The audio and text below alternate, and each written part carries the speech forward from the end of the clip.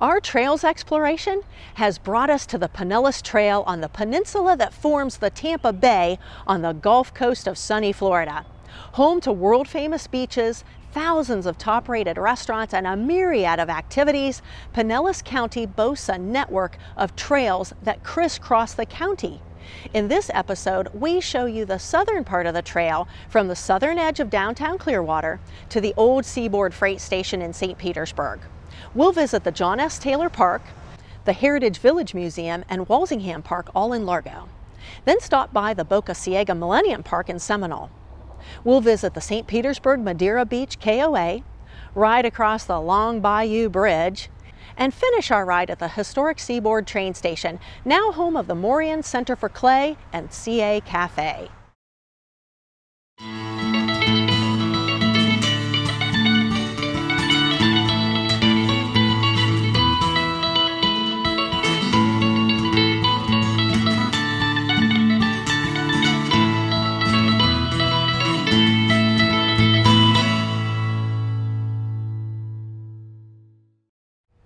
The Pinellas Trail has been described to me by locals as the bike commuter's highway, and I can tell you from riding it that it is a busy trail. It's not just for recreational use. People of Pinellas County use this trail to get from place to place. This is an urban trail with businesses, schools, restaurants, and parks all along the way. So let's get riding it. Here in downtown, we cross the Ream-Wilson Trail, which can take us to famous Clearwater Beach. When it's finished, it'll connect the Gulf to Tampa Bay, providing users with pleasant access to many neighborhoods and parks, as well as make important connections with other trails. Coming up, the intersection of Fort Harrison and Bellevue Boulevard is a special one. Push a button at the crosswalk, and all lanes of traffic get the red light, so we can cross diagonally. You don't see those kinds of trail-friendly features very often. Railroad companies were the first to master highway construction. They perfected their drainage systems so the roadbed wouldn't wash away. With most of Florida at sea level, rainwater must be strictly controlled. You'll notice big drainage ditches along the trail. There goes a county employee. This Pinellas Trail is high priority for the county park system. We saw a lot of interesting foliage along the trail, like this beautiful stand of bamboo.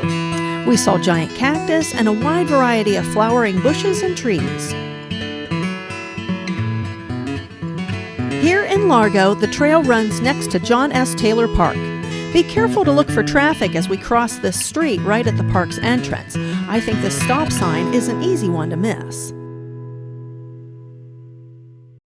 Riding into the park, you'll notice the familiar amenities. Restrooms are just to the right.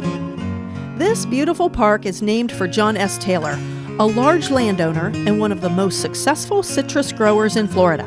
Taylor also successfully petitioned for Pinellas County's independence from the much larger Hillsborough County beside us, which is Tampa. This park is a great place to start your Pinellas Trail ride. It offers a 2-mile walking trail and a freshwater lake, complete with a local tour guide, if you wish. My riding partner is Bob Young of Dayton. He's a wintertime volunteer acting as an auxiliary ranger. The rangers on patrol help riders in need, look for potential problems, and maintain the trail. Wearing bright yellow ranger vests, they're friendly and they love this trail. So if you see one, stop and say hi. From Largo southward, we cross more highway bridges, which keep us safely above the busy streets. I think I mentioned beautiful flowering bushes. Coming up is Walsingham Road, where we're going to cross the street and follow Bob on the sidewalk about a quarter-mile west to an interesting park for us history lovers. Notice the route is wide for cyclists. The trails here often use wide sidewalks. We are using the museum entrance designed for trail users, and it's pretty easy to find. We heard about it, we read about it, and now we're going to see it. This is Heritage Village. Owned and operated by Pinellas County, Heritage Village is a 21-acre outdoor and indoor living history museum. Most of these buildings are original, full-size, actual buildings from all over Pinellas County that, through the years, have been donated to this museum for protection and preservation. There are 33 structures, and they come from different time periods. The oldest is the McMullen Coachman Log Cabin, seen here, built about 1852. The firehouse contains a La France fire engine from 1919. The impressive House of Seven Gables was built on the high shore overlooking Clearwater Bay and moved here by barge in 1976.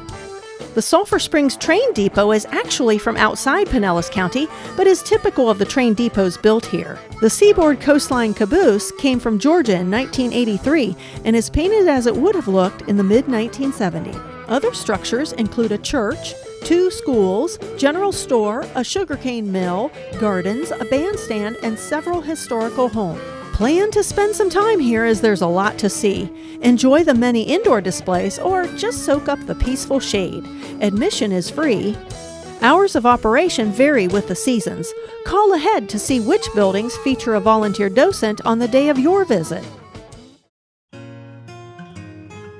Right across the road from Heritage Village is Walsingham Park, so we're checking that out too. Walsingham Park, also named for a large landowning citrus grower, is beautiful. Pinellas County really offers wonderful parks. This one has a 100-acre lake and a 6-mile paved trail that loops around the entire 350-acre park. As a Florida fish management area, this lake supports a diverse fishing experience where non-native plants and fish are carefully controlled. It's hard to believe most of this land was orange and grapefruit trees at one time. The citrus industry is all but gone in Pinellas County. The first grove on the peninsula was established in the 1830s. With railroad construction, the industry flourished, becoming one of the main economic drivers here, alongside sponge harvesting and tourism. But with post-World War II development and a killing freeze in 1962, the orange groves slowly disappeared. Beside me on your right is the Seminole City Park, and that's where I'm turning off to the west again. Just a quarter mile down 74th Avenue is Boca Ciega Millenium Park. First, let me explain this sign. The penny for Pinellas tax is a 1% sales tax to fund capital infrastructure projects, bridges, trails, parks, and a host of projects for you and me. This tax is why the county parks are so fantastic here. The main reason I brought you here was for this, a view of Boca Ciega Bay. Over there is North Reddington Beach. That's part of the line of barrier islands that sit between mainland Florida and the Gulf of Mexico. This park has many natural areas and is a stop on the Florida Fish and Wildlife's Great Florida Birding Trail. As you know, we can thank the railroad industry for most of the miles of bicycle trails we enjoy today. But in post-Civil War America, the railroads brought Florida to life. Cut off from the rest of the U.S., Floridians felt forgotten. It was the railroad owners who saw Florida's potential. By 1900, they built thousands of miles of rail lines to connect the many regions of Florida to the northern states, thus spurring the citrus and tourism industries into existence. A fun stop along the way is the St. Petersburg Maderira Beach KOA. Camping is a great way to travel. Sitting between the Pinellas Trail and Long Bayou, we're just minutes from the beaches. This KOA has everything to keep the kids busy: miniature golf, hot tubs, swimming pool, volleyball, shuffleboard, bocce, and a full winter schedule of activities. Bring your RV or book a deluxe cabin. The best part is that this KOA welcomes trail users to use their deluxe bathrooms. Just south of the KOA, the trail opens up over Long Bayou with a quarter-mile-long causeway over the water. That's the Bay Pines Marina. Boaters can head out to Boca Ciega Bay from there. That's the view northward into Cross Bayou. This long bridge is one of the more interesting features of the trail itself. To the south there is Bay Pines Boulevard. The rest of our ride now is in St. Petersburg, a much more urban setting with more street overpasses, offering us a nice downhill to break up the pedaling. Where the trail passes under Tyrone Boulevard, we find Stonehenge Park, a community service project of artists painting the bridge piers, abutments, and wall. Past Stonehenge Park, these murals are in Tyrone Square, a large mall and retail district. St. Petersburg is the largest city in the county, and it's a happening place. You can see world-class shows in its many stage theaters. Downtown sits along the water of Tampa Bay and hosts a long waterfront park, a new pier, and several museums, most famous of which is the Salvador Dali Museum. My riding friends tell me these buildings are the last remaining of a bygone industrial era. Stop and rest next to the only piece of track left, a siding switch. Locals just call it the Switch. There's another city park. We do pass a lot of those. There in the distance, the white dome just under and beyond the conveyor belt is Tropicana Field, home of the Tampa Bay Rays. I hope you can see we've entered the Arts District of St. Petersburg. It's a revitalized neighborhood that's taken industrial buildings and repurposed them into art studios. Keep your eyes open all around you for the wall murals. This urban trail is way different from the trails we have filmed in the mountains and through the woods, and I find it equally interesting. There's certainly a lot to see all along the way. And here we are. Our stopping point for this episode is in Midtown St. Petersburg at the Old Seaboard Freight Depot, one of the only remaining railroad relics on the trail. Inside is a small cafe, but it's loaded with big tastes for big appetites. Highly recommended for their big sandwiches and homemade soups, we can tell the CA Cafe is good by the looks of the clientele. We noticed many construction workers and firemen getting lunch here. Owner Corey Parker and her mom were so busy with customers they couldn't stop to talk to us. Plan your day around lunch here. The CA Cafe is only open Monday through Friday, 11 to 3. And I'll tell you, everything we ate here was absolutely delicious. We're inside the Morean Center for Clay, and wait till you see this place.